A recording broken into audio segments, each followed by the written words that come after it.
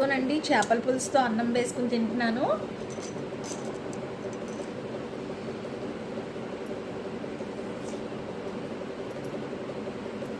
భలే వచ్చిందండి. దీంట్లో పచ్చిమిరకాయలు వేసాను కదండి, అవి ముద్ద మధ్యలో పెట్టుకుని తింటే ఉంటుందండి.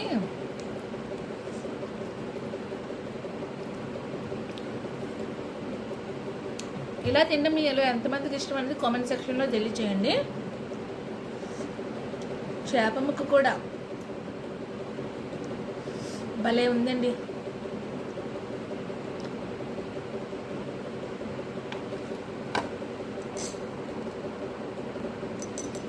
నేను ఈ చేపల పులుసు ఎలా చేశానో అన్నది ఫుల్ వీడియో పెట్టానండి ఛానల్లో, వెళ్ళి తప్పకుండా అక్కడ చూడండి. ఛానల్ని తప్పకుండా సబ్స్క్రైబ్ చేసుకోండి, మీ ఫ్రెండ్స్ అండ్ ఫ్యామిలీ మెంబర్స్తో షేర్ చేసుకోండి. వీడియో నచ్చితే తప్పకుండా ఒక లైక్ వేయండి. Thank you friends, bye.